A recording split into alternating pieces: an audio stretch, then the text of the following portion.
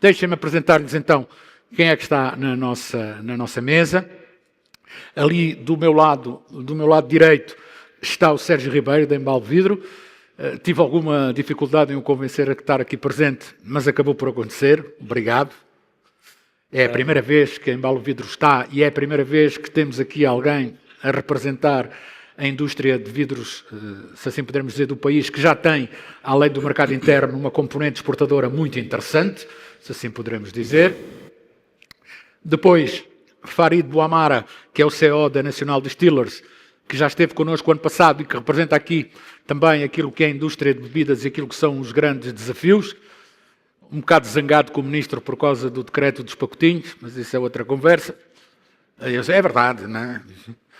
Estamos aqui, como acontece, e este sim é, diremos, o ancião dos fóruns indústrias, teve em todos os nossos fóruns indústrias, o Adérito Areias, que vem de Benguela de propósito para participar no nosso fórum, o que a gente agradece, obviamente, que também tem uma questão para resolver sobre a exportação de sal.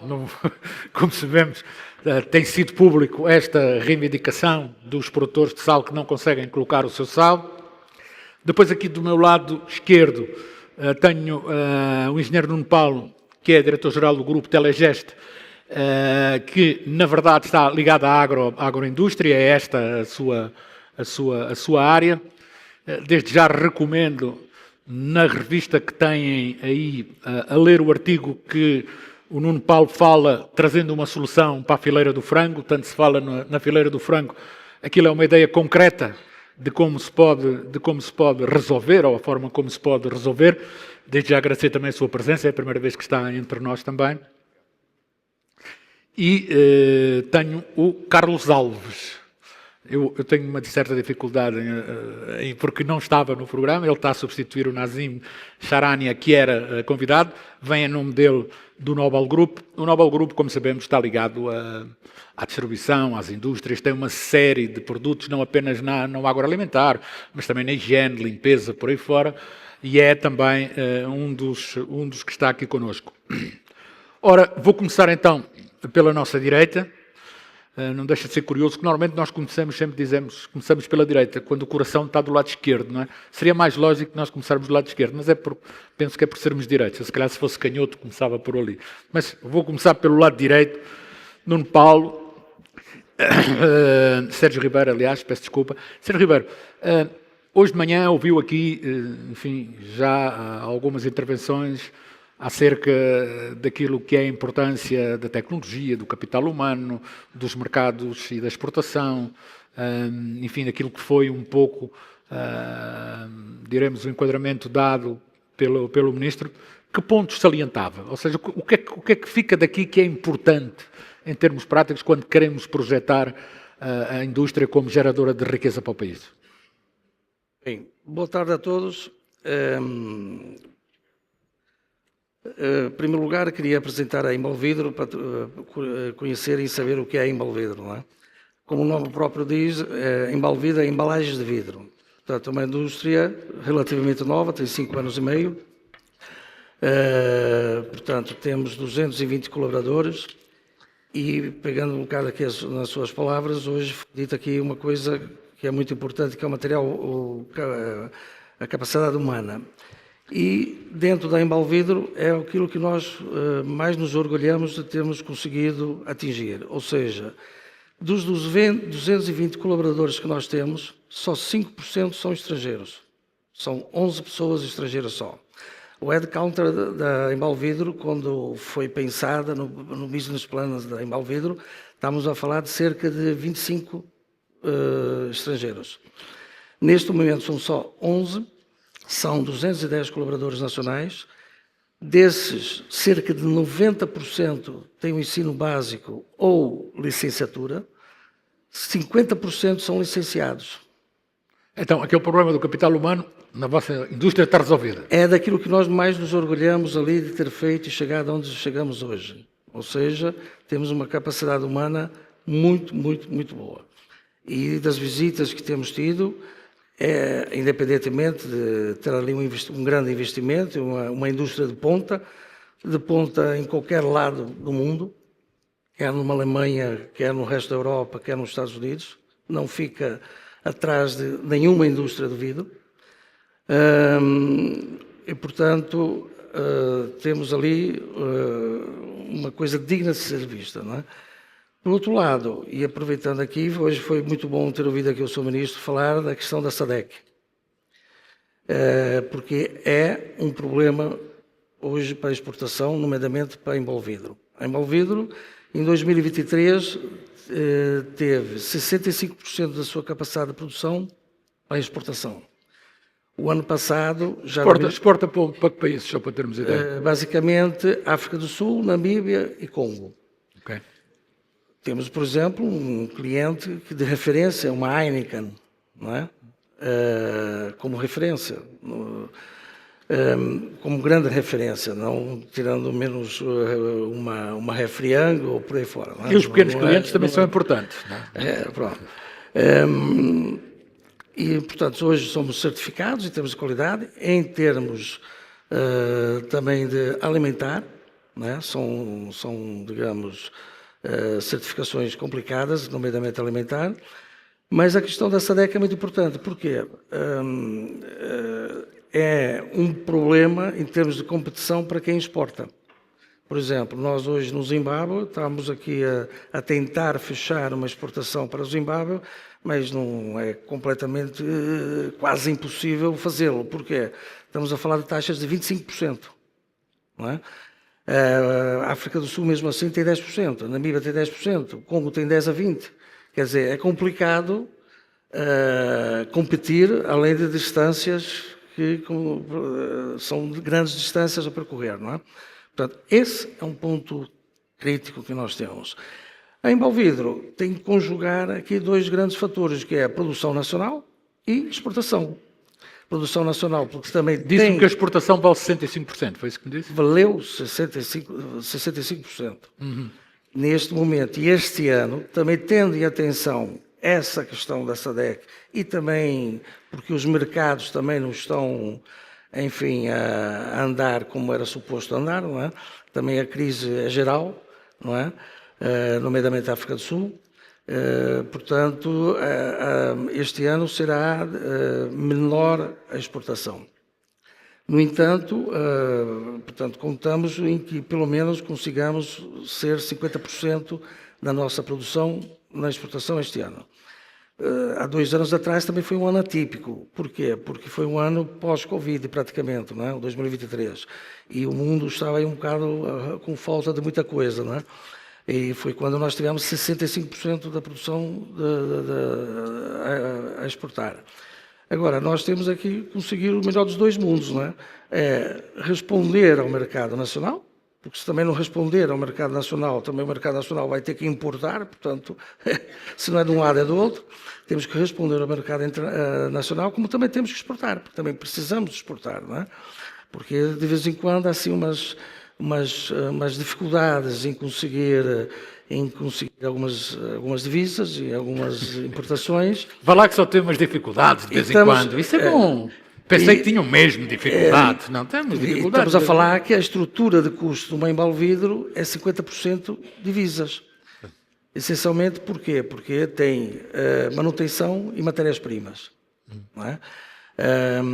E é uma indústria que tem ali um forno que trabalha 24/24. Aquilo não para. Não está à espera se há ou não divisa, se vem ou não vem. Portanto, ali não há como fechar os olhos, não é? E também não é de aperta o botão e para agora que vamos produzir. Não, aquilo não para. Aquilo começou, o forno não para. Portanto, essa é uma questão, também tem que jogar aqui muito e conciliar muito bem com os dois fatores, né? Quer dizer, o nacional e a exportação.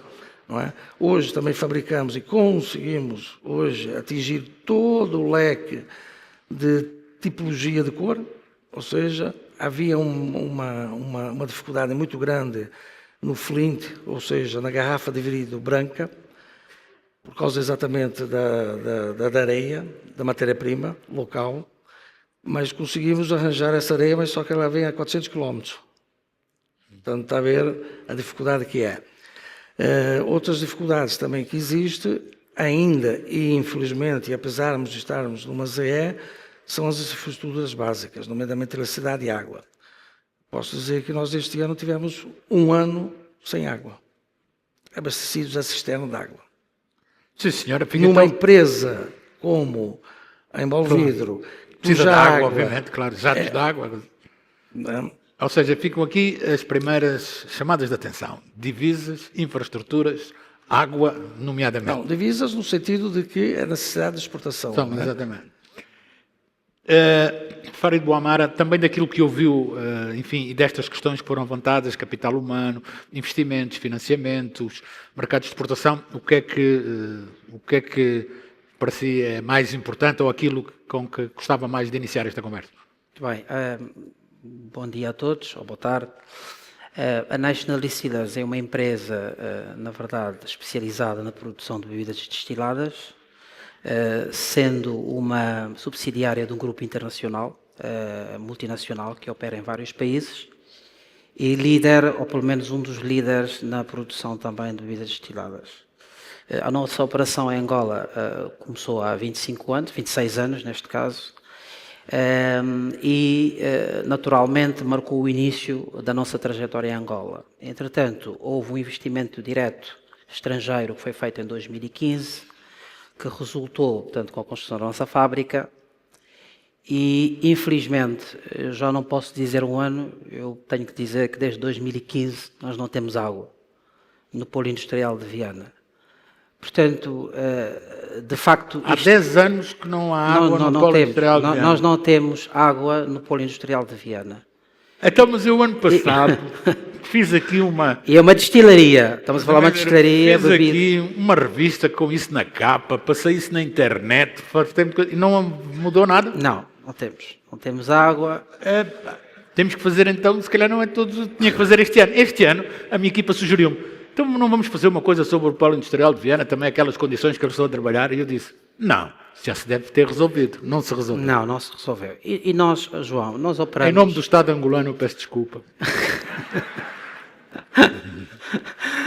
Nós operamos em condições extremamente precárias. Honestamente, e a mim não me orgulha, olhando hoje para, enfim, a evolução internacional, e ainda hoje, cada vez mais, estamos a falar da integração da SADC e da Zona de Comércio Livre, onde nós vamos ter que competir com outras empresas. E de facto, as infraestruturas básicas, as necessidades básicas, eletricidade, as estradas, nós temos caminhões que vão carregar a nossa fábrica. Enfim, é totalmente intransitável. Portanto, eu acho que isso era importante, de facto, que isto seja visto por quem é de direito e que se faça um investimento, porque sem infraestruturas nós não conseguimos evoluir. Podemos falar em tecnologia, podemos aspirar a exportar. A exportação também é um problema, que o Sérgio levantou. Nós temos agora a fazer um processo de exportação para a Namíbia. Demorou um mês, caramba. Como é que uma exportação demora um mês? Sr. Ministro, exportação para a Namíbia demora um mês. O que é que se passa? Toda a tramitação do processo. Por exemplo, aqui a título sugestivo, há aqui talvez um aspecto que eu acho que era importante nós refletirmos e perceber se faz sentido. Nós temos que pedir uma autorização de exportação para exportar. Eu não sei se é necessário, honestamente. A partir do momento que todos nós, produtores, estamos inscritos numa base de dados que é o REI, que é o Registro de Exportador e Importador. Portanto, o processo tem que fluir. Quem quer exportar tem que fluir, tem que naturalmente iniciar o licenciamento no Ministério, como é óbvio, mas não necessita, por exemplo, eu acho que era escusado termos que pedir uma declaração de exportação. Portanto, João, há aqui muitos aspectos, de facto, que são importantes refletirmos. Um outro ponto, que na minha opinião é muito importante e que diz respeito diretamente ao nosso setor, tem a ver com a ausência de normas.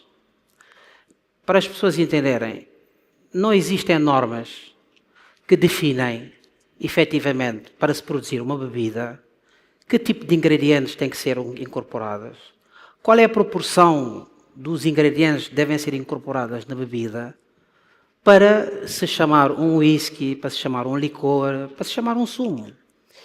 Isto é um aspecto muito importante, porque contribui, infelizmente, para muitas distorções que se vêem no mercado. E vocês é um mercado onde há muita informalidade. Exatamente. De facto, hoje vemos marcas que aparecem, não se sabe como é que foram feitos, que tipo de ingredientes foram utilizados, qual é a origem desses ingredientes. Portanto, isto é importante, de facto, que seja normalizado. Eu acho que deve ser o início, que se nós quisermos organizar toda a cadeia, desde a produção, a distribuição, a comercialização e o consumo, temos que começar pelo início. Portanto, nós estamos numa indústria que não está normalizada. Portanto, eu acho que isso é importante. E a normalização traz uma outra vantagem, na minha opinião. Vai elevar o nível de qualidade dos nossos produtos, pelo menos a forma como é percepcionada, não só pelo consumidor, mas também pelos nossos parceiros internacionais. Portanto, eu acho que isto é um aspecto de facto importante aqui para se refletir.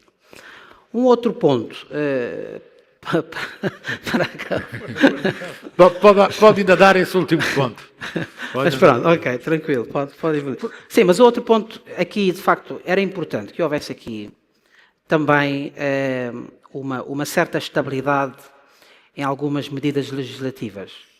Porque o investidor que investe, estrangeiro ou nacional, quer de facto ter o tempo necessário que lhe permita recuperar o investimento que fez. A título de exemplo, temos o decreto 13/24, que eu não posso, infelizmente, deixar aqui de referir, que nos atirou literalmente para a guilhotina. Literalmente, fomos literalmente atirados para a guilhotina, porque para nós foi uma sentença de morte. O Mindcom entendeu que tinha que se acabar com a produção de bebidas destiladas embaladas em saqueta, atendo que no início, enfim, a medida foi conceptualmente foi bem acolhida, mas depois foi contestada precisamente pelo tempo em que queriam e querem, e que foi feito, foi implementada. Ou seja, estamos a falar em 60 dias. Eu não tenho memória, se alguém souber que me diga, uma indústria que tenha sido ou reestruturada ou construída em 60 dias. Não existe. Não só pela adaptação das infraestruturas que é necessário, pela encomenda das linhas de produção, que são feitas à medida. As linhas não estão num stand ou num armazém à nossa espera que nós vamos comprá-las. Ou seja, embora admitindo que a medida era importante em termos de saúde pública, precisava de um prazo mais alargado. Era isso? João, na verdade, eu reconheço que havia problemas. De facto, havia problemas. E os problemas estavam muito associados à proliferação de muitas marcas que passaram a aparecer no mercado. Infelizmente, por falta, por um lado, foram dadas licenças a quem não deviam, porque quem tinha licenças não tinha condições mínimas que permitisse garantir a qualidade dos produtos que fazia. Segundo, as inspeções, muitas vezes que acontecem, também não são inspeções especializadas, mais uma vez por falta da norma. Pois entramos num campo de subjetividades em que não nos entendemos tecnicamente. Sim, senhor. Olha, Farid, só para... Eu também não deixo que as pessoas fiquem em cima do muro, já basta eu ficar em cima do muro. Sim, né? sim. Ou seja, em termos práticos, a lei não faz sentido ou o que não faz sentido é o tempo de aplicação da lei? Sim, naturalmente, João, nós temos que ter aqui uma visão progressiva. O futuro é garrafa, sem dúvida. Se nós queremos elevar o nível de sofisticação da nossa economia... Depende. Pode ser vidro como ser de plástico. Temos que entender... O plástico é do ambiente. Temos que entender que o vidro... Vejam lá onde é que vão pôr o sal do Areias também. Inclusive vamos começar a reciclar vidro também. Nós temos que entender aqui que o vidro tem um impacto, na realidade, em termos de estrutura de custo, muito maior que o plástico. E se nós estamos numa economia em que todos nós dependemos do poder de compra dos nossos consumidores, se o consumidor tiver poder de compra... Portanto, não sei como é que nós vamos sobreviver. Acha que seria preciso mais tempo para fazer isto? 2, 3, 4 anos? Sim, era preciso. E à semelhança que aconteceu nos outros países. Era necessário. Sim, e só para acabar, o problema da saúde pública, de facto, que o João referiu há bocadinho, de facto existia, mas estava relacionado muito na qualidade dos ingredientes que são incorporados nas bebidas. Que não há a Exatamente, tal, e que não existe há a norma, tal coisa a dizer não há é fiscalização, não se sabe de onde vem. João, havia produtos impróprios para o consumo humano. É verdade, no mercado. Tem o nosso repórter Portanto, hoje que fez essa reportagem e descobriu que havia vários quintais onde se faziam whisky. Exatamente, Não, isto é verdade, não é? Assim, quintais onde faziam whisky com umas coisas. Agora vou ter que lhe tirar a palavra, senão falamos só os dois de pacotinhos e whisky e não deixamos os outros conversar. Muito bem. Caro Adério Tareias, mais uma vez obrigado por ter vindo. Daquilo que ouviu durante a manhã, também coisas que destaca aqui nestas primeiras apresentações da manhã. Muito obrigado. É bom ver uma Assembleia assim tão grande, ver Sua Excelência, Sr. Ministro, tomar apontamentos. Não vamos bater mais, quer dizer, porque há problemas aqui, se nós formos analisar, que complicam a nossa vida como produtores. Eu ouvi agora aqui o meu colega a falar sobre o problema dos sacos da bebida.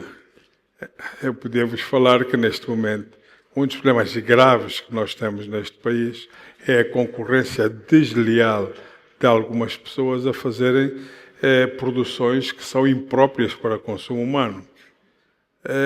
Nós, por exemplo, Isso acontece no sal? É isso que... falar, por exemplo, no sal, propriamente no sal. Neste momento há cidadãos estrangeiros a fazer sal no plástico. Nós paramos aqui a indústria de bebidas, mas sabemos também que é difícil acabar com tudo de uma vez, porque as pessoas inventam aqui. Portanto, há realidades que nós temos que olhar, lutar para as ir mudando, mas é a realidade do nosso próprio país, não é? Nós hoje conseguimos atingir uma produção razoável de sal. O país vai ter que exportar muito mais sal. Nós este ano pensamos que o país vai chegar a cerca de 500 mil toneladas de sal. É a quantidade que a Namíbia produz. Portanto, nós vamos ter que lutar com a Namíbia na exportação de sal e temos que nos virar para isso. Mas para isso vamos ter que ter alguma qualidade. E há bastante dificuldade em exportação. Nós temos tido a ajuda do governo, temos falado, mas não está fácil exportar, porque os lobbies também nos outros países também não é fácil. Portanto, nós temos que montar aqui. Precisamos também que o corredor do Lobito funcione. Infelizmente, o corredor do Lobito, apesar da grande campanha publicitária que tem muitas dificuldades. Só para vocês saberem, por exemplo, eu pago por um caminhão de Benguela à fronteira 1.200.000, e se eu for pôr no comboio, que não tem, mas que tem às vezes, pago 3 milhões. Portanto, quer dizer, nós temos que chegar a um certo ponto em que o caminho de ferro tem que diminuir consideravelmente, porque o caminho de ferro é mais barato. Nós, no sal, só temos 2 concorrentes em África. Ou a Namíbia, que produz 500 mil toneladas, o mesmo que nós, ou o Egito, que produz 3 milhões de toneladas. Se olharmos para o caminho, para as distâncias, nós ganhamos no transporte. O transporte hoje é caro. Vamos falar sobre coisas que ouvimos aqui, e acho que um dos aspectos mais importantes que nós temos que olhar neste momento chama-se capital humano. Nós temos que olhar para o capital humano. Nós, como é que estamos a fazer em Benguela, dou-vos a nossa experiência, abrimos uma academia para tentar passar conhecimento às pessoas. Nós precisamos, e eu costumo dizer isso sempre, enquanto nós não dominarmos os meios de produção, não somos independentes. Eu não sou contra a vinda de estrangeiros, não, mas nós temos que começar a dominar a tecnologia, e isso é um dos problemas graves que nós temos. Nós, neste momento, penso que o país está a crescer. Nós temos que olhar fundamentalmente para a agroindústria. Nós vemos já que há alguns setores que estão a funcionar. Nós já vimos aqui algumas coisas. A agricultura vai funcionando, e nós temos que pensar seriamente no desenvolvimento da indústria transformadora. Nós temos que pegar nesses produtos que nós estamos a transformar, a produzir e transformá-los, sob pena de depois voltarmos para trás para a não produção. Nós hoje temos que pensar que temos que produzir sumos, que temos que produzir concentrados, que temos que produzir uma série de coisas e temos que investir nisso. Eu também sou contra grandes empresas, eu sou apologista de pequenas empresas, muitas pequenas empresas. Hoje é moda falar no corredor do Lubito, e o corredor do Lubito pode ser, sim, um grande corredor de desenvolvimento deste país.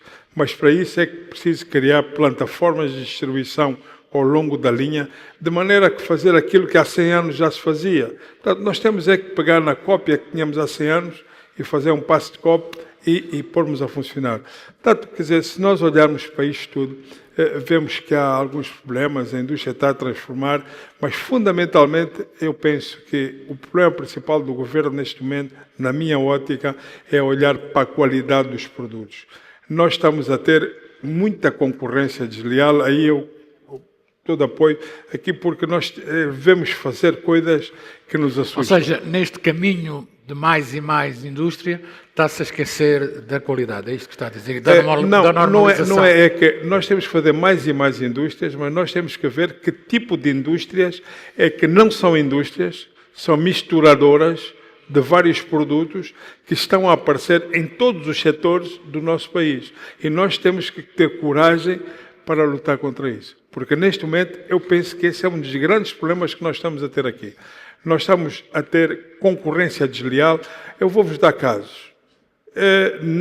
Eu pessoalmente, com a produção que nós temos, sala e escala, não temos muito esse problema, mas os pequenos produtores nacionais organizados vão fechar. Porque se o parceiro ao lado estrangeiro não fatura, não tem IVA, o dinheiro entra de um lado e sai do outro, não paga a segurança social, portanto, não tem hipótese de ser uma indústria séria. Claro. Portanto, e isso o que acontece? Nós aí temos que pedir ao governo para efetivamente fazer o seu papel de regulador para ver se conseguimos efetivamente fazer coisas sérias. Mas se nós temos que ser honestos e temos que olhar que este país está a avançar. Nós hoje, e a seguir se calhar o Nuno vai falar sobre isso, nós já temos mais grão. Nós hoje, se formos a ver, e é preciso falar mal, mas também ter a coragem de dizer bem. Nós temos grande parte dos silos deste país cheios com cereais, andam à procura até de mais silos. Portanto, estamos a avançar. O que quer dizer que nós temos que apostar, e eu torno a repetir para ser repetitivo, temos que apostar fortemente na agroindústria. Nós temos que fazer... Não podemos continuar a importar frangos. Nós não podemos continuar a importar carne suína. Nós não podemos continuar a importar uma série de coisas que nós temos que produzir aqui. Eu cresci em minha casa a ter um quintal onde tinha galinha, tinha pato, e os ovos eu comia daí. Portanto, nós temos que olhar para isso e pedir a estes empresários que estão aqui, vamos esquecer um bocado deste monstro que se chama Luanda. Eu venho sempre com a mesma conversa desse que é chato. Vamos esquecer este monstro que se chama Luanda, que passamos a vida aqui em Luanda, e vamos para o interior, vamos para o país real. E aí nós podemos fazer muitas coisas. Pois, mas isso são precisas estradas, eletricidade, água. Também não é por acaso que os maiores polos industriais estão aqui em Luanda, que é uma coisa inacreditável. Sim, mas é que... Porquê que estão aqui em Luanda? O que é que Luanda produz? Qual é a matéria-prima que Luanda tem? Por isso é que tu tens problemas de importação. Exatamente. Porque as pessoas aqui querem importar tudo. Mas se nós... Eu ando lá nas estradas, dou cabo do Rins, então porquê é que não vamos todos fazer isso? Porquê é que não vamos todos arranjar esse país real? E depois vamos pressionar, porque aí podemos entrar nas PPPs, que é moda falar nisso. Podemos falar no BOT. E porquê é que não vamos obrigar o governo a dizer, dá cá que eu faço essa estrada e vão pagar aqui a taxa? Nós temos aqui para lá, para depois podermos discutir. Agora, Luanda, acho mesmo que falta água em Luanda. Vamos tirar eles daqui. Em Benguela não falta água, em Benguela não falta luz. Portanto, vamos puxar essas empresas para lá, vamos deixar este monstro que é Luanda. Vocês já viram como é que está Viana? Eu não sou contra Luanda, a seguir vamos bater aqui à porta. Mas já viram este monstro que é Luanda? O que é que produz? Qual é a matéria-prima que aqui há? Aqui? Isto vem tudo de todo lado. Então, eu penso, e é isso a minha mensagem aqui, eu arranjo sempre assim umas conversas complicadas. Deixa-me só aqui. Vamos para o interior, vamos lá para o interior, vamos para o Ambo, vamos para o Bié, vamos para a Benguela. A Benguela está virgem, podem fazer. Nós temos vários polos. Olha, no PEDIC não falta luz. Polo de Desenvolvimento Industrial da Catumbela não falta luz. Nós podemos pensar no polo industrial, fazendo ali o meu amigo Severino, que passa a vida a dar-me na cabeça. Nós podemos pensar na Baía Farta. A Baía Farta tem luz que nunca mais acaba. Tem subestação, com 80 megawatts, mais 380 não sei quantos de fotocélula elétrica, portanto, de energia solar. Portanto, vamos para lá. Não, nós vamos para aqui. Por exemplo, viemos fazer aqui o zinco, que ainda há bocado ouvi falar aqui no... Alumínio, sim. Por que não fizemos lá embaixo? Lá embaixo tem energia. Aqui eles vão ter que buscar 10 mil toneladas por mês de sal para aqui. O sal está lá embaixo. Então, quer dizer, é isto que eu vos penso que nós temos que começar a proibir mesmo de fazer aqui indústria. Vamos pôr lá as indústrias lá no interior do país para criar riqueza, para as pessoas poderem trabalhar lá. Portanto, desculpa lá, falo muito. Nada. Mas é para dizer um bocado. Porque bater no ceguinho, eu vir aqui dizer que isto está mal, já é fácil. Olha, mas vou Vamos dizer, mostrar um bocado de soluções. também não vale ser resposta. Há indústrias que têm que ser em Luanda, porque é aqui que está a matéria-prima. Por exemplo, uma indústria de reciclagem de lixo tem que estar aqui. Luanda faz mais lixo que toda a gente junta. E o E resto? por isso mesmo, depende da perspectiva. Também se produz alguma coisa para a indústria aqui. Olha, o Porto é um bom porto de exportação e que hoje não exporta nada. Eu posso vos dizer que o Porto do Lobito, me desculpem, há 2 ou 3 semanas que não vejo um barco que está lá. E nós podemos produzir lá para exportar. Antigamente exportávamos. Vamos pensar nisso. O Porto do Lobito é bom e o Porto do Namibe também é bom. Então vamos começar a tirar estas empresas todas. Desculpem, viver em Luanda é bom, não é? Mas vamos para lá, vamos para o mato. Lá não falta água nem luz e tem boa comida.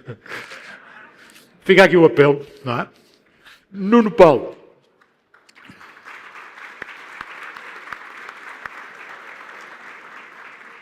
Vocês batem palmas, mas quero ver a quantos é que vão para a província.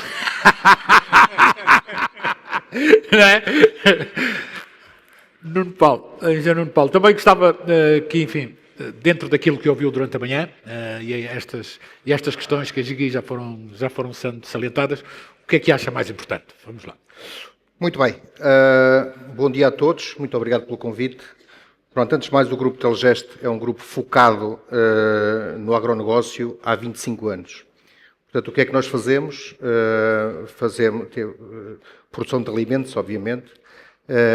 Tentamos desenvolver a cadeia de valor de A a Z, portanto, desde a produção das matérias-primas até ao prato do consumidor, digamos assim. Portanto, o nosso foco é a produção de proteína animal, nomeadamente carne de bovinos, carne de suíno. Portanto, e para isto temos que produzir também as matérias-primas, porque o fator determinante na pecuária é o alimento. E para fazer o alimento temos que produzir as matérias-primas, temos que as transformar, portanto, fábricas de rações. Antes disso, capacidade de secagem e armazenagem dos grãos, fábrica de rações, extrusoras do bagaço do grão de soja, porque a soja, quando falo em matérias-primas, é essencialmente milho e soja. Portanto, o milho como fonte de energia e a soja como fonte proteica para uma ração, digamos, equilibrada. Portanto, extrusoras de soja, refinação do óleo, a produção própria da ração, como disse, portanto, matadouros, depois temos a produção efetiva, quer dos suínos, quer dos bovinos, depois temos o sistema de abate e o sistema de frio e comercialização. Portanto, Ou seja, vocês têm aqui a cadeia toda. temos que ter, vamos lá ver, este é um dos temas, digamos, da agroindústria. Nós não nos podemos esquecer que o foco principal deste binómio agricultura-indústria ou agroindústria é tornarmos o país autossubsistente em produção de alimentos a um custo que a população consiga aceder. Portanto, porque este ponto é que é o crucial, é conseguir fazer um alimento de qualidade. Falámos aqui de manhã em questão de saúde pública, de certa forma, que é importantíssimo, mas é preciso que se consigam fazer produtos de qualidade, em primeira instância para consumo interno, obviamente, que é onde nós estamos. Nós, neste momento, não exportamos absolutamente nada. Nós temos 4 ou 5 produtos principais, portanto, como referi, carne de suíno, carne de bovino, arroz, fuba e óleo mineral, o óleo de soja, porque refinámo-lo, portanto temos a cadeia integral. Portanto, estamos aqui porque temos que estar, porque não existem. Portanto, obviamente que nós, em outras geografias, empresas como a nossa, estariam focadas na produção de suíno ou de bovino e esqueciam a montante e a jusante. Portanto, a montante teriam a ração à porta, que poderia ser comprada, e a jusante teriam também os matadouros e a distribuição e tudo mais. Nós aqui temos que as grandes empresas agrícolas, digamos, de agropecuárias, têm todas esta vertente de ter que ter um bocadinho de tudo, porque têm sido dados passos importantíssimos. E se eu for pequeno produtor, como é que eu faço? Pronto. Se for um pequeno produtor, vai ter que se... Vamos lá ver. A única solução que tem, mas que não está a ser implementada, e é aqui que eu digo que nós não podemos, no nosso setor, há muita ideia de culpar o executivo por isto e por aquilo. Bom, em nosso entender, a culpa das pequenas falhas que ainda temos acaba por ser do próprio empresariado. Portanto, nós defendemos que deveríamos estar, nós próprios, criar cooperativas, associações que defendessem os nossos próprios interesses. Mas não há cooperativas, há várias, mas não, se calhar não são representativas e não se fazem ouvir, portanto, por forma a defender os nossos interesses. Um pequeno produtor, por exemplo, olha o exemplo do milho. O que é que se passa com a produção de milho? Nós produzimos muito milho. As estatísticas do governo falam em 3 milhões de toneladas, 4 milhões de toneladas.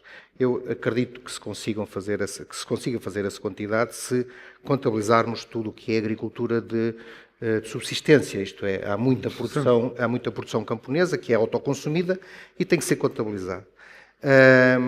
Portanto, uma pequena parte é produzida pelos grandes empresários. Os grandes, portanto, médios grandes empresários, onde nós nos inserimos. Portanto, o que é que acontece com o milho? Obviamente que no primeiro semestre do ano o milho tende a descer de preço. Porquê? Porque há as colheitas em fevereiro, resultado das sementeiras feitas em outubro, e em junho vai haver novas colheitas, resultado das sementeiras feitas em fevereiro. Mas o segundo semestre só existe milho no país resultado da colheita de quem tem regadio, de quem tem capacidade de rega. E não é assim tanta ainda em Angola. Portanto, por isso é que o milho normalmente, nos meses de outubro, novembro, chega a valores absurdos, muito acima do preço do mercado internacional.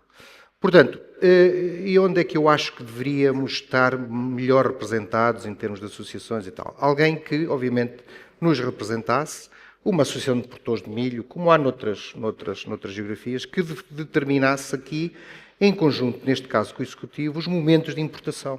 Porque é necessário importar, não somos autossuficientes ainda na produção de milho. Portanto, nós identificamos aqui como culturas principais o milho, a soja, o arroz, o trigo,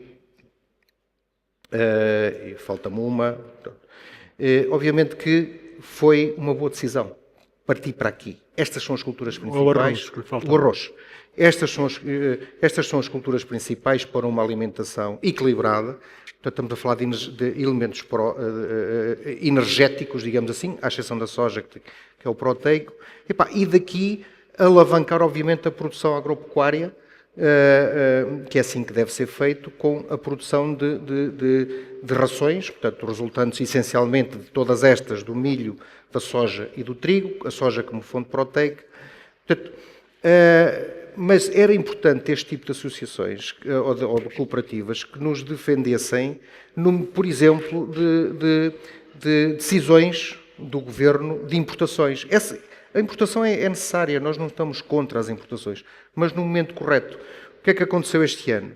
Obviamente que foi feita uma importação, mas penso que já um pouco tarde, já caiu no momento das colheitas das sementeiras feitas em outubro. Portanto, isto obviamente que atirou o preço cá para baixo e tal. Bom, este equilíbrio que tem que ser mantido entre o empresário e o executivo, porque nós do executivo, o que é que nós pedimos? nós pedimos 3 ou 4 pontos essenciais. Um deles é que nos facilite conhecimento, aquilo que o Sr. Areias definia como capital humano. Esse obviamente que é um dos nossos handicaps. E como é que o Executivo nos dá conhecimento? Dá-nos conhecimento criando, por exemplo, uma Embrapa equivalente ao Brasil, ao que o Brasil tem, Portugal também tem, a Europa tem, toda a gente tem instituições de desenvolvimento, instituições de investigação. Nós precisamos, voltando ao exemplo do milho, que toda a gente consegue perceber, nós hoje, o que é que o grande produtor faz? O grande produtor importa sementes híbridas. Okay? Já há 2 ou 3 empresas a fazer híbridos em Angola, e bem, mas normalmente o grande importa, e importa sem... Qual é o critério de importação? Qual é a variedade que eu vou importar para a zona do Planalto Central, para a zona do Sul, para a zona do Norte? O que é que eu vou importar? Vou importar aquilo que me dizem que dá melhor resultado. Ou então importo 10 e depois dessas 10 escolho 2 ou 3. Falta aqui um instituto de investigação. Exatamente. Que pudesse, de alguma maneira, os produtores poderem recorrer e saber relativamente a isso. E terem informação. Olha, esta variedade para este clima, para esta condição edafoclimática é esta. Falta um instituto. Falta organização. Organização entre vocês, empresários. Essa da nossa parte, mas ainda da parte do Governo, era basicamente isso. Melhorar comunicações. As comunicações no interior não são como são em Luanda. Portanto, era importante, quando pensamos... Comunicações é telefone e internet. Sim, porque em agricultura, nós quando pensamos num pacote tecnológico já relativamente avançado, tem que haver tipo internet. GPS... Tem que haver internet, claro. Enfim, terá que haver internet. Exatamente. Os acessos, a energia... e obviamente... As queixas todas aqui com a Adérito vai dizer. Não, mas não são, mas tudo isto está a andar. Portanto, nós de uma forma geral, se me perguntar, vamos lá ver, faço mais uma autocrítica no sentido de nós próprios organizarmos-nos, porque a bola está do lado do empresário, como o Sr. Ministro dizia de manhã. Já me disse 3 ou 4 vezes organizarmos. Nós, associações... Sim, mas deixe-me perguntar-lhe uma questão. Projetos mais ou menos da vossa dimensão há muito poucos, ou pelo menos com essa lógica no país, diremos 10, 12 no máximo, e se houver. Esses 10, 12 conversam? Muito pouco. Pronto. Muito pouco. Era só isso. Muito pouco. Mas é essa organização essa é a tal autocrítica. Nós devíamos ter essas associações. Nos diversos corredores, nós temos diferentes zonas de macrozonagens. Por exemplo, o corredor Luanda-Malenje, o corredor Luanda-Uambo, o corredor do Lubito famoso e o corredor do Sul, Malenje-Manong. Portanto, cada um destes corredores deveria ter aqui 2 ou 3, ou uma que seja uma boa associação, uma boa cooperativa, que defenda os interesses daqueles produtores. Portanto, porque, por exemplo, voltando ao milho, nós temos temos inúmeros silos pelo país, dispersos, complexos de silos. Bem, eu acredito que se houvesse aqui uma pequena associação interessada em pegar nesses silos e de uma forma geral, à volta de cada complexo industrial, tratarem da secagem, de comprar o milho e de conseguir falar com Luanda, digamos assim, o nosso preço é este, não está no momento de importar, o momento de importar vai ser aquele, vamos nos organizar, para depois não sofrermos todos com isso. Aparece-nos aqui uma importação num momento errado e a conta deixa de fechar. Sim, senhora, fica aqui, Sr. Ministro, importações no momento errado. Sim, exatamente. Vai haver oportunidade para isso. Carlos Alves, relativamente também, enfim, à sua perspectiva daquilo que foi dito aqui durante a manhã, sendo o Nobel Group o grupo que está, obviamente, já explicámos aqui, em muitas áreas industriais, destes produtos de higiene, agroalimentar, por aí fora. Antes de mais, muito bom dia a todos e obrigado pela oportunidade que nos permite ter este diálogo, para também partilhar a experiência do grupo. O grupo está em Angola há mais de 20 anos, tem mais de 7 mil postos de trabalho, tem presença na economia do retalho, tem presença na indústria,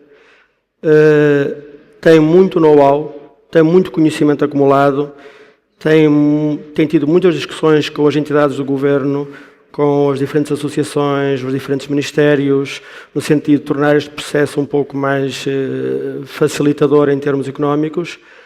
Todos nós vivemos em Angola, estamos a trabalhar em Angola, para Angola.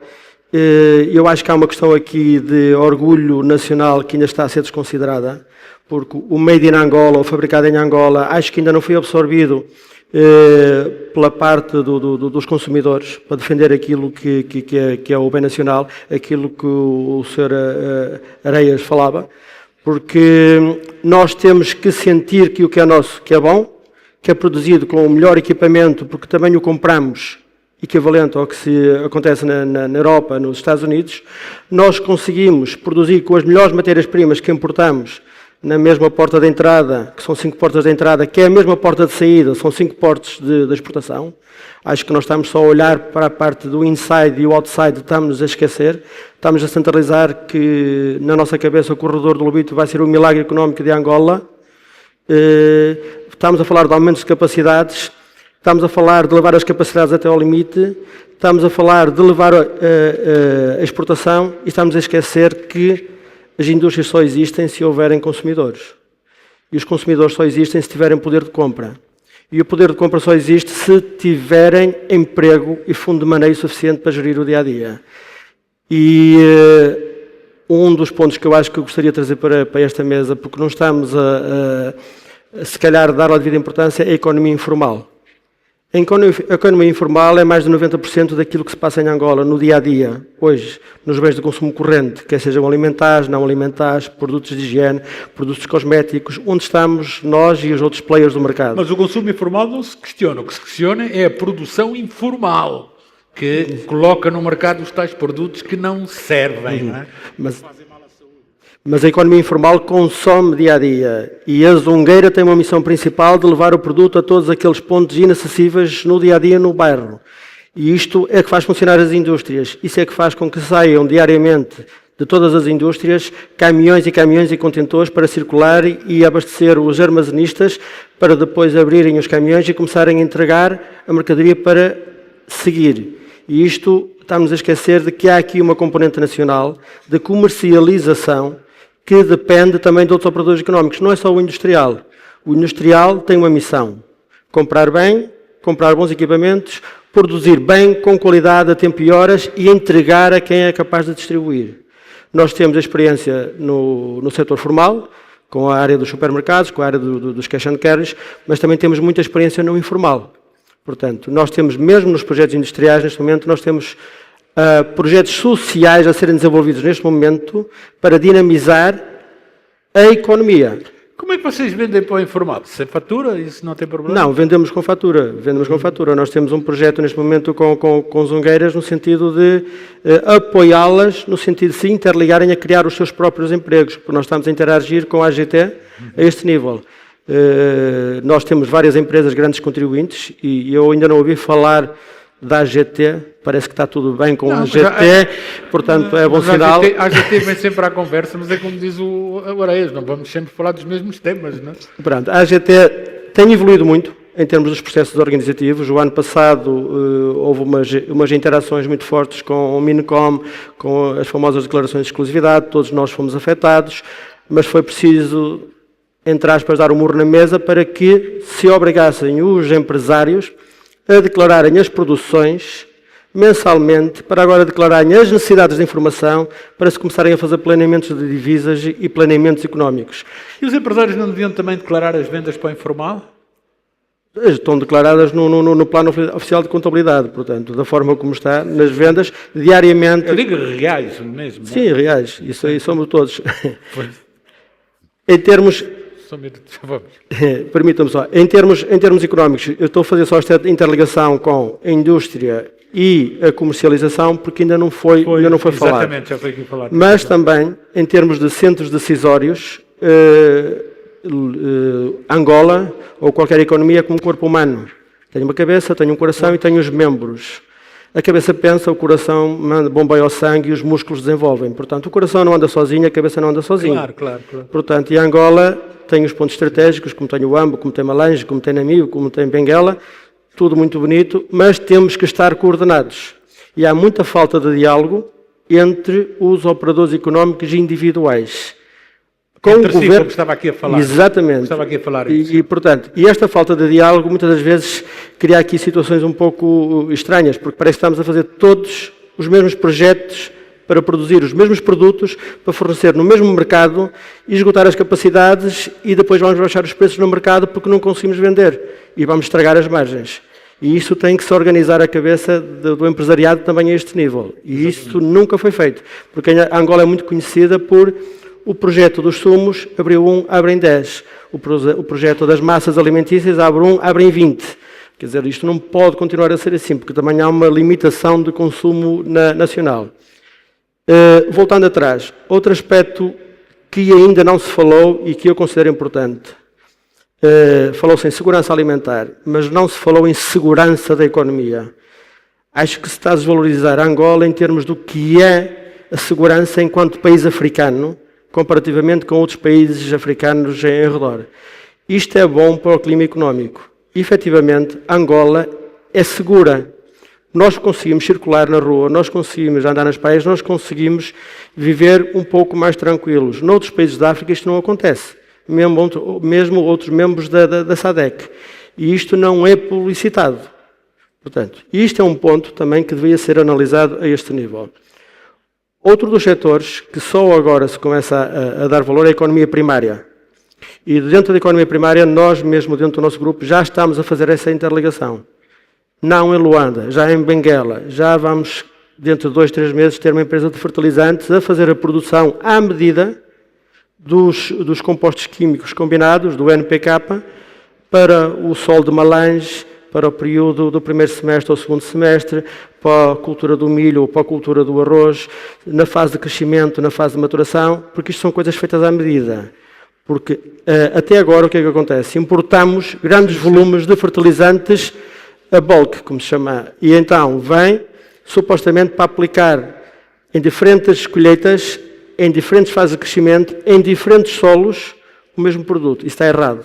Portanto, e nós estamos a criar um projeto para fabricar à medida. Por isso, isto implica também uma análise estratégica e parar para pensar que muitas das vezes falta o empresário. Quem é que deve fazer essa análise estratégica? Devem ser os empresários, deve ser o governo, deve ser...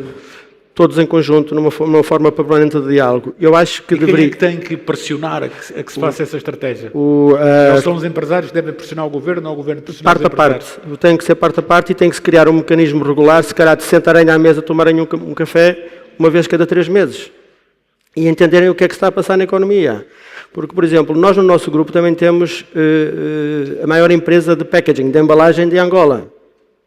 Nós sentimos a economia daquilo que é as necessidades de produção, porque estamos a receber as encomendas daquilo que são as planificações de vendas dos nossos parceiros, fornecedores das nossas redes de retalho, mas concorrentes da indústria onde atuamos no mesmo nível. E nós já sentimos isso com cerca de 5, 6 meses de antecedência. Nós sabemos se a economia está a funcionar ou não está a funcionar. Uma das coisas que nunca foi falada foi, por exemplo, o Covid. O Covid afetou a economia? Sim. A nível mundial, as pessoas ou as economias tiveram que se adaptar. O e-commerce multiplicou. O e-commerce necessitava de embalagem. A embalagem passou a ser um bem essencial. Por exemplo, o papel desapareceu do mundo. Desapareceu do mundo.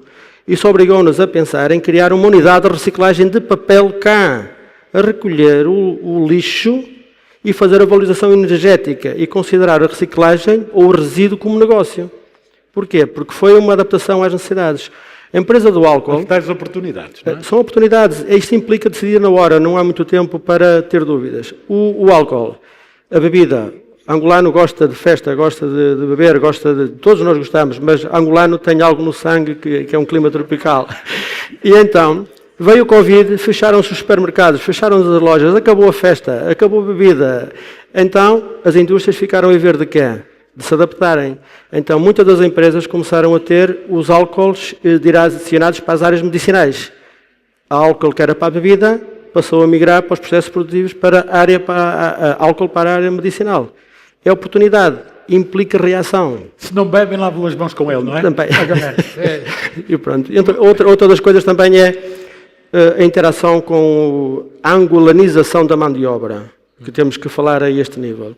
Porque nós estamos a criar empresas com capacidades produtivas e equipamentos de última geração e nós temos que capacitar a mão de obra em termos evolutivos para começarem a ser os futuros líderes deste país, porque eles ao mesmo tempo são os consumidores daquilo que estão a produzir. Sim, aí estamos perfeitamente de acordo, porque ainda recentemente víamos nas faculdades que o curso que mais continuávamos a ter nas faculdades ou com mais alunos era Direito.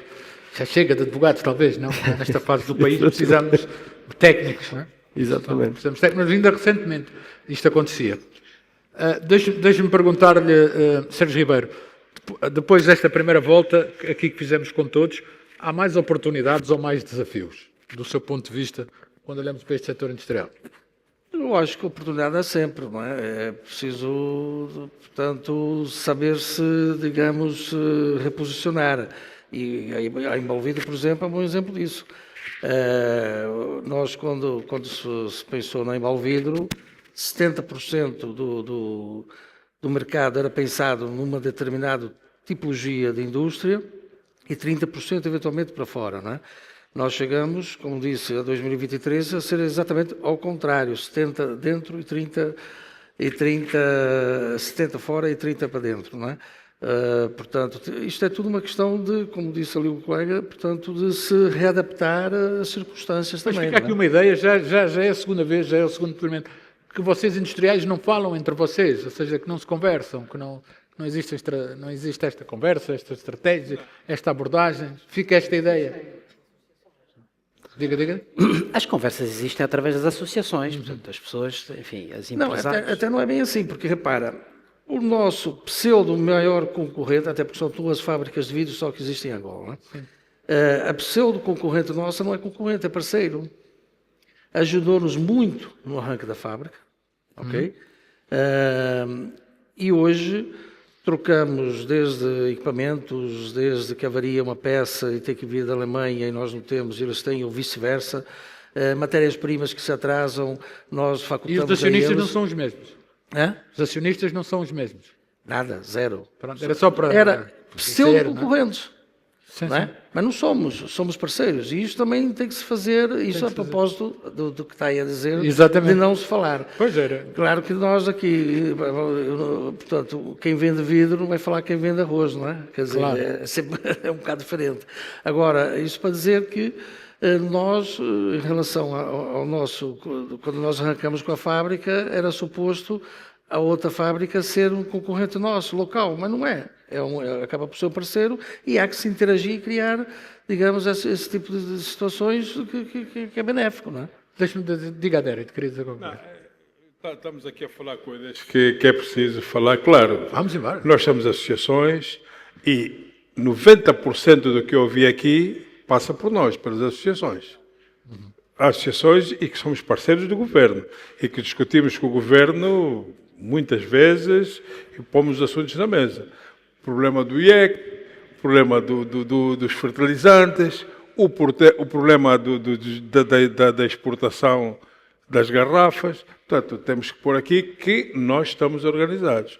E que se não pomos a APA, o Nuno sabe bem que a APA funciona. Portanto, e que nós discutimos esses assuntos. Portanto, não vamos aqui dizer que não estamos organizados, e estamos.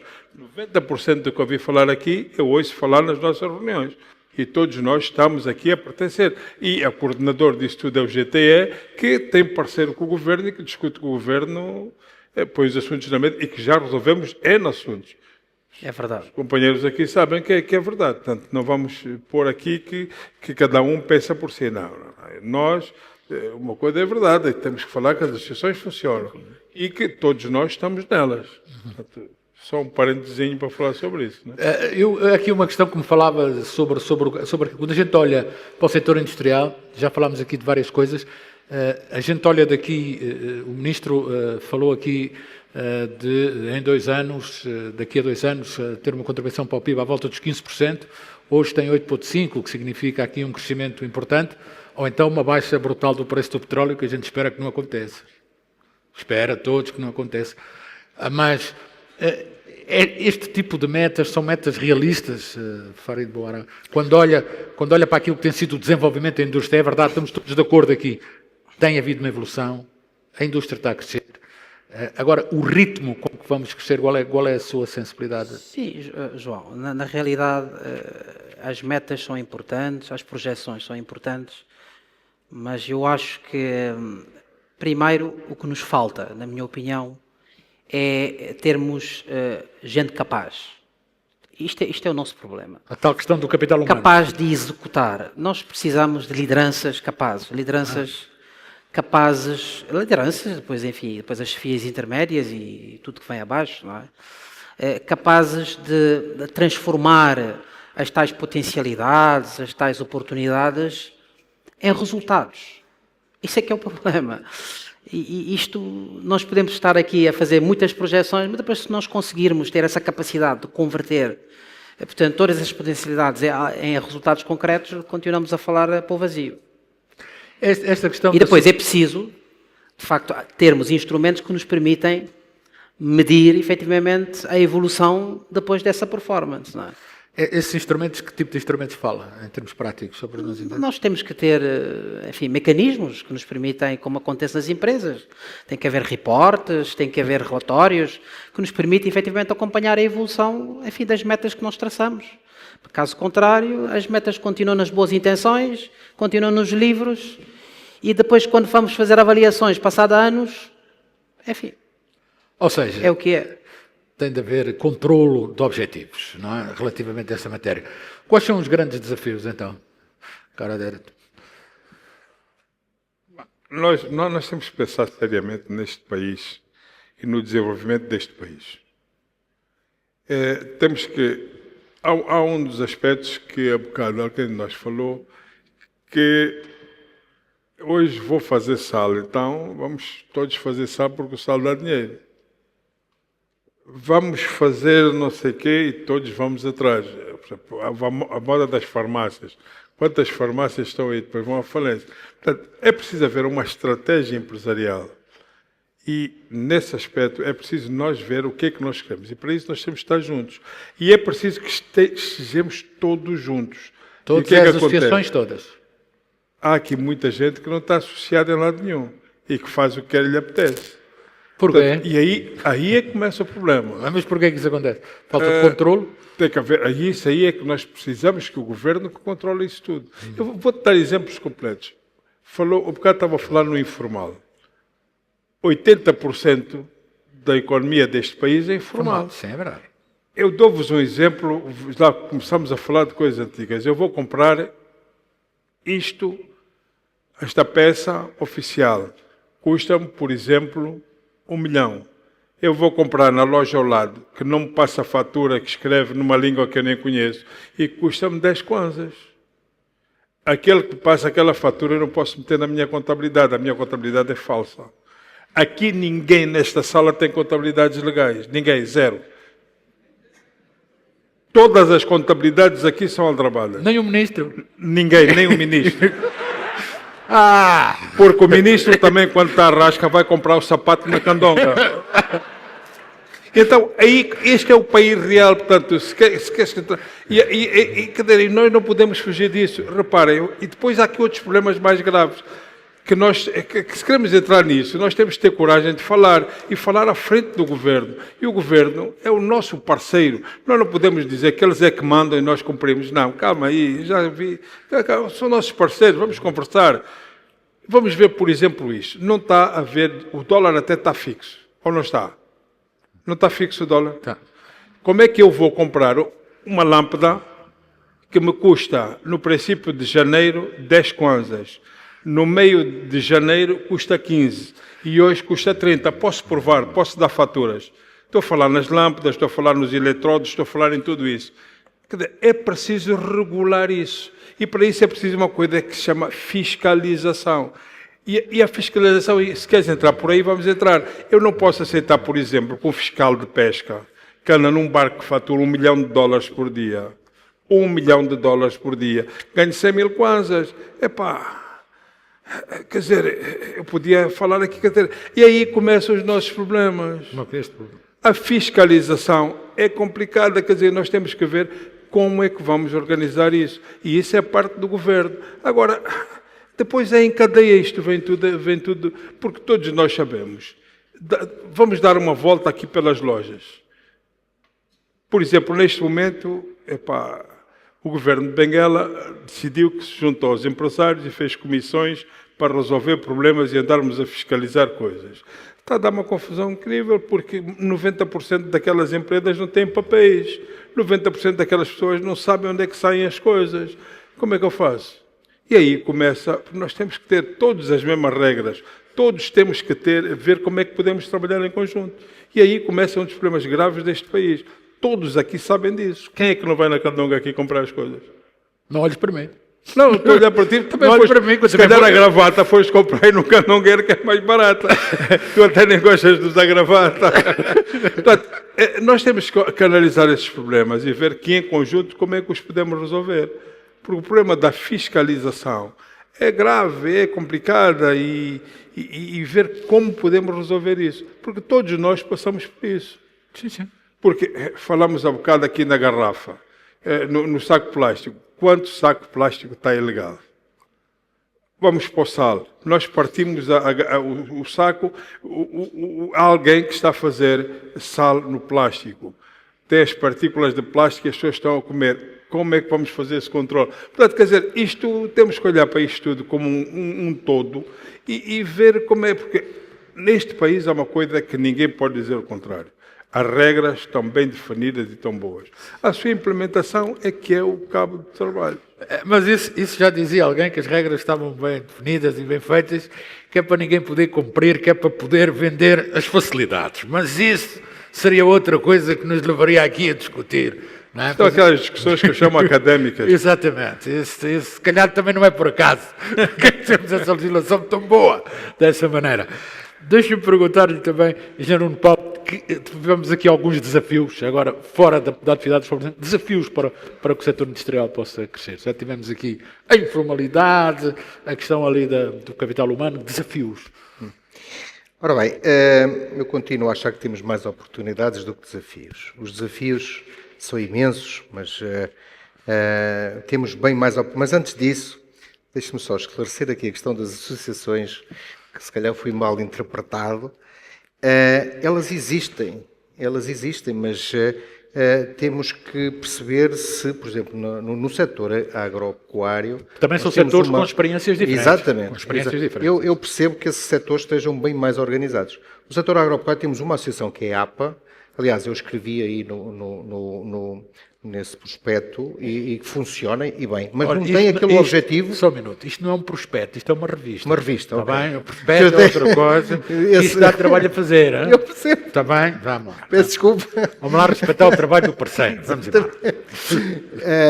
E existe efetivamente a APA, que faz um excelente trabalho, mas não tem este objetivo, este foco que eu entendo que seja necessário, que é defender interesses das classes produtivas, das diversas classes produtivas.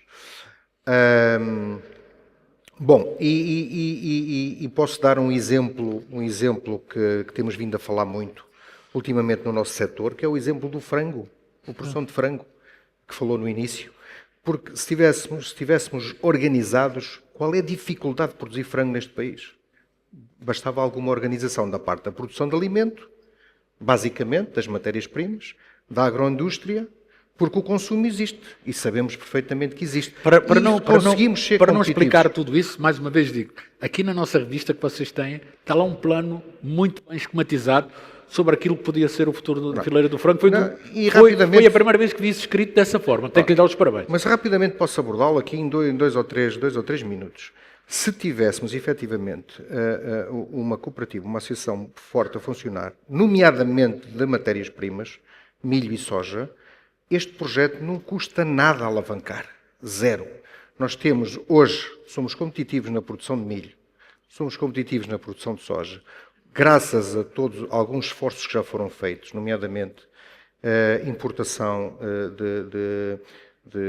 de insumos, não é? Em quantidade, que já há uma diversa uma vasta número, digamos assim, de empresas que os importam, inclusivamente algumas instituições também ligadas ao Estado e que permitem alguma baixa de preço e torna-nos competitivos. Nós temos é que ter produtividade.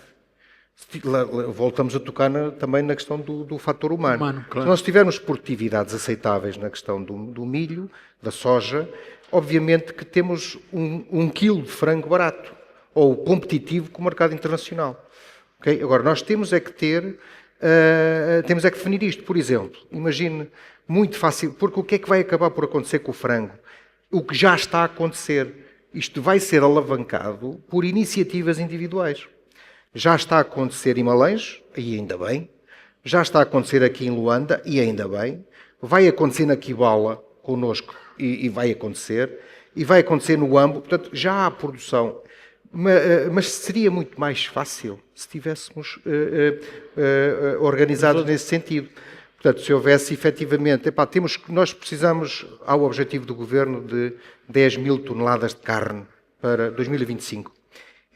Isto são 24 mil toneladas de ração, são 14 mil toneladas de milho. Isso faz a Fazenda Santo António. Quer dizer, e mais fácil seria se houvesse alguém, lá está, volto a falar na questão dos silos que existem alguém que se interessasse por, no foco é a produção de milho, sim senhor, e soja, temos aqui os secadores e temos os silos, então, os pequenos produtores, porque é preciso secar o milho, não é só produzi-lo, é preciso secar e armazenar. Portanto, a agroindústria, a parte industrial de um produto agrícola tem um antes, que é na produção de insumos, e tem um pós, que é exatamente após a colheita. Começa a parte industrial, uma simples secagem e armazenagem, mesmo antes da transformação em ração. Portanto, voltando aqui à questão, o que é que custaria se estivéssemos aqui organizados, mas que também, volto a dizer, que já está a acontecer, no corredor que eu chamo o corredor A, Malães, o corredor Luanda-Malães, a zona do local tem todas as condições já, tem pavilhões, tem incubadoras, tem tudo isto, é só uma questão de organização. E aquilo põe-se a funcionar. Em Malães já está a acontecer, em Cacuzo já está a acontecer, quem fala em frango fala em porco, em suínos é exatamente a mesma coisa. Portanto, isto são iniciativas individuais que estão a acontecer. Deviam estar coordenadas do seu ponto de vista para que tivessem dimensão. Relativamente ao frango, muito fácil. Era 2 ou 3 integrações em cada corredor. Portanto, imagina uma integração, o que é que eu chamo uma integração? Ali na zona do local, uma integração é uma cooperativa ou alguém que tenha uma produção de proteína, de matérias-primas, agroindústria, portanto, rações, um matadouro, incubação e frio que consiga, com a incubação, distribuir pintos por uma série de agregados, à própria integradora, digamos assim, entrega o pinto, entrega a ração, depois recolhe o frango, faz o abate no seu próprio matadouro, tem o sistema de frio e depois tem a distribuição. Se existissem, imagine, uma unidade destas no local, outra em Malães, uma na Kibala, outra no Ambo, uma em Benguela, enfim, distribuídas. Também qual é a dificuldade de fazer isto? Qual é a dificuldade? Não existe, olha. Para estes objetivos que o Governo tem, das 10 mil toneladas, sim. São...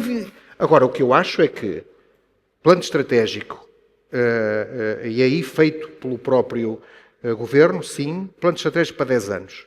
Para nós importamos 260 mil toneladas de frango, então em 10 anos temos que as produzir localmente.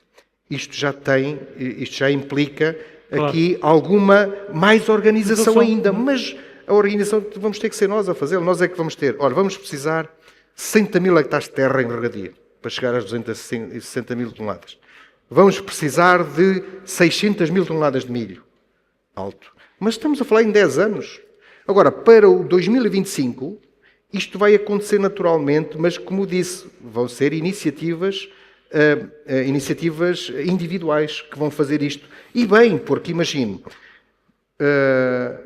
Malães está a fazer frango, sim senhor, vão aparecer necessariamente à volta desta empresa principal, que há de ter com certeza produção de ração, produção de milho e soja, extrusoras, há de ter tudo isso, e sistema de abate e matadouro, que é crucial, porque estamos a falar de um frango, é um animal feito em 30 dias para meter 1,6 kg, para ser vendido a 1,2 kg, que é o que o mercado angolano quer, seja em fresco, seja em congelado. Portanto, isto não há dificuldade nenhuma. Agora, que culpa é que o Executivo tem de não haver esta produção? Não tem culpa nenhuma.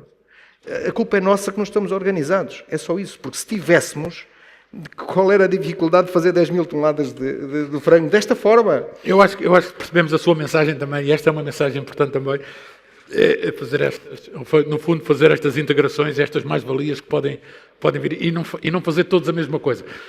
Embora eu não há bocado lembrei-me quando vocês disseram fazer sumos, 10 sumos, isso não resulta, essas coisas, eu lembro-me sempre da Rua dos Fanqueiros que tem em Lisboa, que tem 20 sapatarias e todas vendem. Também não há de ser, eles estão lá todos, não é? Deixe-me então também falar consigo sobre isto, desafios, mais oportunidades, que desafios com as oportunidades, como é que vê este futuro a médio e longo prazo? Pegando só nas palavras do Paulo, eu tenho que dizer o seguinte: o cooperativismo é algo que tem que ser semeado, cultivado e acarinhado. Para quem não sabe como é que funciona uma cooperativa é uma associação de produtores debaixo de um pagamento de umas cotas mínimas só para organizar-se em termos de procedimentos, que vão ter acesso a umas determinadas matérias-primas ou bens de alimentação para cultivar ou para alimentar gado ou produzir gado, e que depois retornam o produto ao centro onde podem comercializar. Isso chama-se eficiência e economia de escala. É uma coisa que ainda não se entendeu, que em Angola pode-se trabalhar com economias de escala. A outra situação que eu acho que devia ser falada aqui também é o apoio ao empreendedorismo.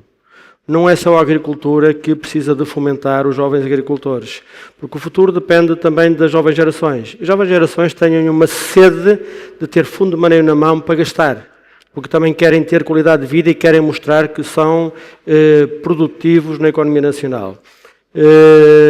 Se é através de um business angel, se é através de um financiamento de startups, isto é algo que ainda não está organizado. Fala-se muito nisso, e fala-se que se calhar há aqui uma oportunidade de negócio e se calhar eu vou-me encaixar aqui ou ali, mas na realidade não há uma estratégia definitiva a esse nível. Eu acho que a nível do governo isto devia ser mesmo fundamentado.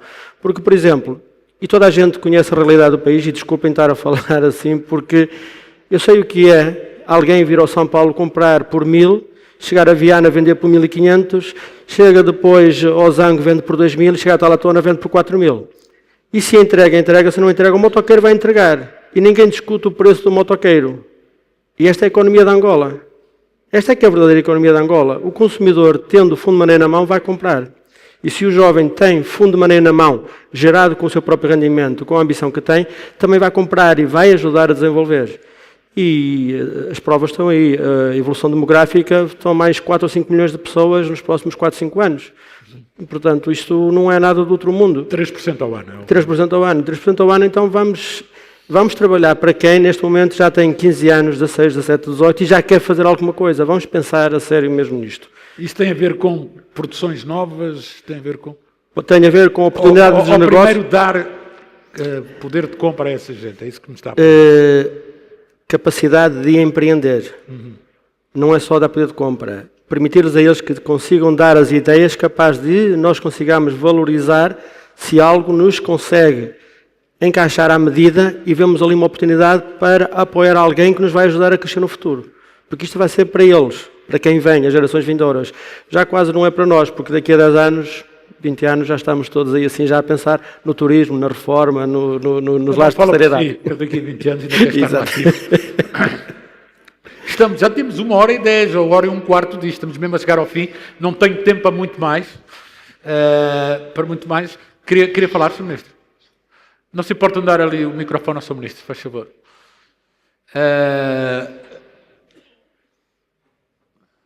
Já lhe vão trazer, eu vou-lhe trazer o microfone. Está aqui o microfone. Nem de propósito, está aqui o microfone. Se calhar é um microfone da oposição, né? Portanto não pode ir para as mãos do governo. Sr. Ministro, nunca se esqueça, quem tem uma opinião diferente não é contra nós, não é da oposição. Você não quis me dar o microfone? Só quero ajudar, Bom, eu peço desculpas, mas vou mesmo precisar de sair e não queria sair sem refletir um pouco naquilo que eu ouvi. Eu estou a dizer que... agora já me puseram, está a ver? Não dão voz ao governo. A oposição estava ali. Não dão voz ao governo. Bom, eu quis dizer o seguinte. Primeiro, nós valorizamos muito cada uma das intervenções que estão a ser feitas aqui e, obviamente, vamos trabalhar com essas preocupações que foram levantadas. Mas também é nosso dever clarificar algumas coisas quando elas necessitam de ser clarificadas. Não queria voltar ao velho assunto dos pacotinhos. É um assunto que, institucionalmente, é bom que se saiba. O governo foi levado a tribunal, o governo perdeu em primeira instância, o governo recorreu e ganhou no Tribunal Supremo. Portanto, o nosso país funciona, as instituições funcionam e nós não estamos zangados com quem nos pôs em tribunal. Vamos continuar a trabalhar porque temos que continuar a estar juntos, porque todos queremos o melhor para o nosso país. Mas vamos usar também as instituições para isso. Portanto, eu não queria voltar para um tema que já foi resolvido, mas apenas dizer duas coisas. No nosso país nos habituamos a que quando o governo diz uma coisa, não é para fazer. Então todo mundo arrasta. Quando o governo começou a falar das saquetas, foi antes da pandemia, que manifestou a sua preocupação em extinguir esse negócio. Talvez não tenha havido suficiente diálogo, talvez não tenha havido também da parte dos interlocutores do governo a suficiente firmeza para dizer que aquilo era para ser feito.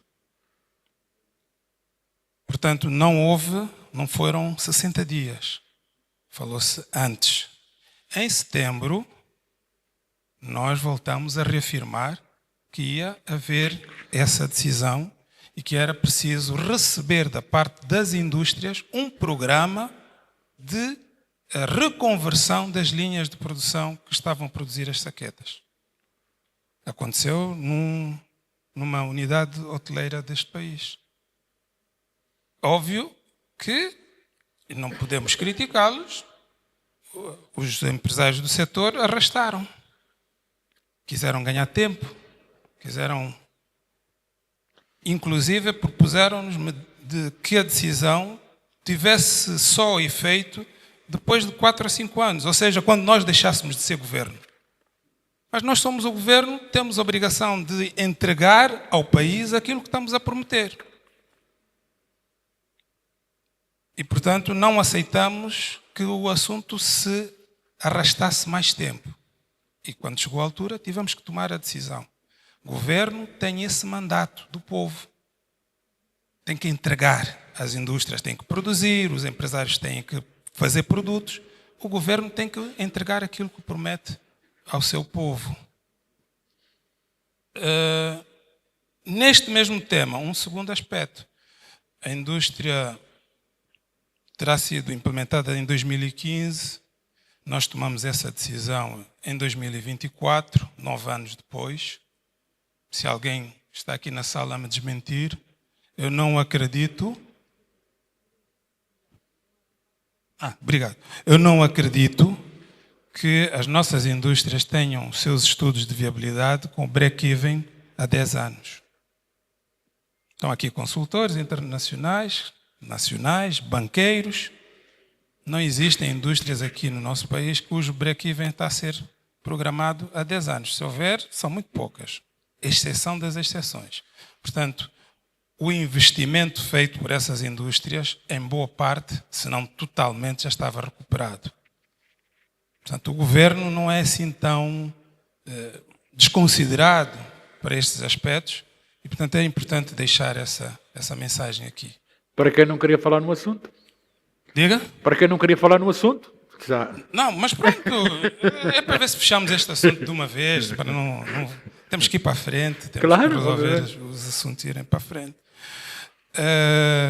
Tomamos boa nota das demoras nos processos de exportação e eu estou a fazer aqui o compromisso público que nós nos próximos tempos vamos também ter esse assunto significativamente resolvido naquilo que diz respeito às nossas responsabilidades como país. O problema poderá depois ser como é que o nosso produto consegue chegar à fronteira dos outros países. Eu vou dar-vos um exemplo para que também percebam as dificuldades com que nós, os empresários, se debatem. Nós não temos código de barras. Então, para exportarmos para outros países, precisamos de ter código de barra, porque senão aquele produto não consegue entrar na circulação daqueles países. E uma parte dos nossos produtos estão a ser exportados com códigos de barra de outros países. Exatamente. Da África do Sul, do Brasil. Tá? E isso significa, se formos às regras de origem dos produtos, o produto que afinal é produzido em Angola está a usar um código de barras de Portugal, para a economia sul-africana é um produto português. Não é responsabilidade do governo, não é responsabilidade dos empresários. Eles têm estado a trabalhar porque a obtenção de código de barra é um processo de negociação dos empresários, da classe empresarial, com a entidade internacional que regulamenta este assunto. Mas é para vos dizer que as coisas nem sempre são tão simples quanto parecem. E temos todos que trabalhar em conjunto. Obviamente que o governo, naquilo que são as suas responsabilidades, onde está mal, tem mesmo que corrigir e trabalhar com os empresários para melhorar. O tema das importações, que de vez em quando vira tabu, não dá para falar. Nós não temos nenhum problema em dizer que o governo está empenhado em proteger a produção nacional. E já demos provas disso. Ali onde nós temos capacidade de produzir, nós simplesmente bloqueamos essas importações. Lá onde ela não existe, nós temos que permitir que hajam importações. Lá onde a capacidade de produzir não é suficiente para cobrir as necessidades do mercado, nós temos que fazer uma combinação entre aquilo que importamos e aquilo que produzimos. Mas este é um passo transitório. Até as nossas indústrias, até a nossa produção nacional ganhar dimensão suficiente para poderem ser competitivas, porque elas estão, uma grande parte delas, estão a nascer. Ainda não têm condição de concorrer com os produtos de outros mercados. Não vou incluir outros problemas, como são os subsídios, que noutras geografias, muitos desses produtos que nós importamos no nosso país têm, e, portanto, são mais baratos, não só porque são mais eficientes, mas porque também têm subsídios diretos e indiretos nas suas geografias de origem. E, portanto, foi posto aqui um exemplo de descoordenação, etc., só para dizer que na importação de milho, foi feita uma parte delas foi feita pelo governo, com a intenção de resolver um problema dos produtores avícolas, que se preocupavam, continuam preocupados, porque não conseguiam ter rações a preços controlados e porque não havia, supostamente, matéria-prima para fazerem essas rações para conseguirem produzir frango. Numa medida de exceção, nós fizemos essa importação, mas o governo também tem as mesmas dificuldades que têm os empresários em conseguir que hajam recursos no tempo certo, na hora certa, e depois conseguir trazê-los para cá. Mas a lição mais importante é que nós vamos continuar a fazer os possíveis para que do nosso diálogo conjunto as coisas aconteçam de forma a que os empresários nacionais sintam sempre segurança naquilo que estão a fazer, naquilo que estão a produzir. Nós próprios temos dito no nosso Ministério, na condição do Ministério do Comércio também, que a nossa meta é que não haja um grão de arroz que apodreça nos campos, que não haja um tomate que fique a apodrecer nos campos. Estamos a ver como é que conseguimos coordenar com os produtores de modo a que as condições logísticas sejam criadas para que isso não aconteça. Mas a nota mais importante é que, felizmente, hoje não estamos a discutir a não existência de produção. Já estamos a discutir a existência de produção Já estamos a discutir a não normalização da produção industrial. Uma nota para a expansão. Estamos a trabalhar com o setor de materiais de construção e eles nos estão a apoiar para normalizarmos os bens produzidos para material de construção no nosso país. Portanto, estamos a trabalhar com os produtores de materiais de construção do nosso país. Convidamos também os produtores de bebidas a nos ajudarem, porque nós não somos especialistas em tudo, como é óbvio, a nos ajudarem a fazermos a normalização dos produtos da indústria das bebidas. O governo está aberto, trabalhamos com todos, trabalhamos para vocês. Somos vossos servidores, servidores públicos. Portanto, se trabalharmos conjuntamente e continuarmos com esse espírito, vamos ter normalização o mais rápido possível, vamos conseguir garantir qualidade daquilo que as nossas indústrias produzem e todos saberemos com que regras é que estamos a competir entre nós. Eu tomei boa nota de algumas preocupações levantadas aqui e vamos aprofundar com essas preocupações. Mas, antes de mais, desculpar-me porque vou ter que me ausentar, mas agradecer o facto de esta audiência, que significa que a indústria nacional nos preocupa a todos, é uma questão de interesse, quer daqueles que produzem como dos outros, porque aqui nesta sala não estão só industriais, e nós vamos sim industrializar o nosso país, nós vamos fazer do nosso país um país melhor. Obrigado. Para já então agradecer-vos aos 5 mais uma vez por terem estado aqui conosco. Também dizer-lhes que, como disse o Ministro, podem contar com o Governo, mas também podem contar com o Espação. Quando vocês têm problemas que não querem dizer diretamente ao Ministro, digam-nos que a gente serve de correia. É para isso que os jornais também servem. Muito obrigado e agora sim podem bater uma salva de palmas.